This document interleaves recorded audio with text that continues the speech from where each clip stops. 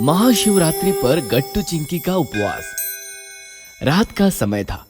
गट्टू चिंकी पापा के साथ टीवी देख रहे थे। किचन का काम खत्म करके मम्मी हॉल में आई और कहने लगी, बहुत हो गया टीवी देखना, अब बंद भी करो। पापा ने टीवी बंद किया और मम्मी से पूछा, कहो क्या बात है? मैं पूछने आई थी कि कल महाशिवरात्रि है। मैं तो दिन भर उपवास रखने वाली हूँ। आप तीनों भी उपवास रखेंगे या नहीं? अरे ये क्या बात हुई?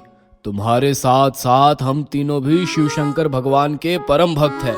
हम तीनों भी जरूर उपवास रखेंगे। क्यों गट्टू चिंकी? हाँ, हम भी उपवास रखेंगे। हाँ, जानती हूँ क्यों उपवास रखना है आप तीनों को। रोज की रोटी सब्जी खाकर बोर हो गए हो ना।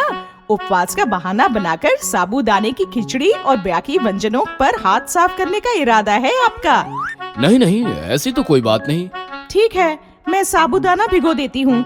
कल खाना नहीं बनेगा, उपवास के व्यंजन ही बनेंगे। ऐसा कहकर मम्मी चली गई। गट्टू चिंकी और पापा खुश हो गए। कल मैं ऐसा उपवास रखूंगा कि उपवास के सारे व्यंजन अकेला ही खा जाऊंगा। सुबह हो गई और मम्मी गट्टू चिंकी को लेकर सोसाइटी के औरतों के साथ शिव मंदिर पहुंची। महाशिवरात्रि के कारण शिव मंदिर में शिव भक्तों की काफी भीड़ थी। ओम नमः शिवाय। ओम नमः शिवाय। मम्मी ने शिवलिंग को दूध, दही और शहद से अभिषेक किया और हाथ जोड़कर भगवान शिव का स्मरण करने लगी। ओम नमः शिवाय। मम्मी को देखकर गट्टू चिंकी भी हाथ जोड़कर खड़े हो गए और भगवान शिव का स्मरण करने लगे। ओम नमः शिवाय। ओम नमः शिवाय। इस प्रकार भोलेनाथ शिव शंकर का आशीर्वाद लेकर गट्टू चिंकी मम्मी के साथ घर आ गए। मम्मी किचन में उपवास के व्यंजन बनाने लगी और गट्टू चिंकी पापा के साथ टीवी देखने लगे। मम्मी ने बहुत सारे व्यंजन बनाए थे, जिसमें साबूदाने की खिचड़ी, बनाना चिप्स, पोटैटो चिप्स, रतालू की खीर, साबूदाना खीर और भी बहुत कुछ था। व्यंजनों का सुगंध किचन से हॉल तक आया और पापा के साथ साथ गट्टू चिंकी को परेशान करने लगा। अरे पेट में चूहे दौड़ रहे हैं, आज तो नाश्ता भी नहीं किया, उपवास रखा है भाई, जल्दी करो। मम्मी बहुत भूख लगी है, जल्दी करो। तुम सब बैठ जाओ, सब कुछ रेडी है, गर्मा गर्म परोसती हूँ। फिर क्या था, पापा और गट्टू चिंकी डाइनिंग टेबल की तरफ भागे और अपनी अपनी जगह विराजमान हो गए। मम्मी उपवास के सारे व्यंजन लेकर आई। व्यंजन देखकर गट्टू चिंकी और पापा के मुंह में पानी आ गया। अरे वाह वाह, ये फायदा होता है उपवास रखने का। इतने सारे व्यंजन देखकर तो मुंह में पानी आ गया। फिर क्या था, तीनों व्यंजनों पर टूट पड़े। मम्मी तीनों को आश्चर्य से देख रही थी। देखते देखते सारे व्यंजन खत्म हो गए और गट्टू का ध्यान मम्मी पर गया। मम्मी, आपने तो कुछ खाया ही नहीं, आपने भी तो उपवास रखा है ना। सब कुछ तो खत्म हो गया, अब मम्मी क्या खाएगी? शुक्र है भोले भगवान का, पेट भरने के बाद ही सही, पर आपको मेरी याद तो आई। मुझे लगा आप तो मुझे भूल ही गए।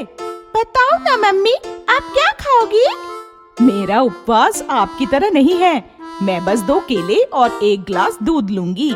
मम्मी ने 2 केले खाकर 1 गिलास दूध पी लिया और उनका हो गया। दोपहर में भी पापा और गट्टू चिंकी ने उपवास के व्यंजनों पर हाथ साफ किया। रात के खाने में भी उन्होंने भर पेट साबूदाने की खिचड़ी खाई और सो गए। फिर क्या था, आधी रात में अचानक गट्टू चिंकी और पापा के पेट में दर्द होने लगा। तीनों भी दर्द से चीखने लगे। हे भोलेनाथ, ये क्या हो रहा है? मम्मी, बहुत दर्द हो रहा है। मम्मी, कोई दवाई दे दो, ये दर्द तो रुक ही नहीं रहा। दिन भर बस खाते ही रहो आप तीनों, न पेट शांत हुआ न मन। इसी वजह से आप तीनों का पेट खराब हो गया। उपवास भरपेट खाने के लिए नहीं, पेट और मन की शुद्धि के लिए किया जाता है, लेकिन आप बस खाते ही रहे। मैंने लाख समझाया पर नहीं माने। अब भुगतो नतीजा। हमें माफ कर दो, हम आगे से खाने के लिए कभी उपवास नहीं रखेंगे, तुम बस हमें दवा दे दो। हाँ मम्मी, प्लीज दवा लाओ, हमारी हालत बिगड़ रही है। रुको लाती हूँ। मम्मी दवा लाने निकल गई तो गट्टू बोला, आज के बाद मैं ऐसा उपवास रखूंगा कि कभी कुछ नहीं खाऊंगा। इस प्रकार गलत उपवास रखने के कारण गट्टू, चिंकी और पापा की हालत बिगड़ गई और तीनों उपवास का सही मतलब भी जान गए।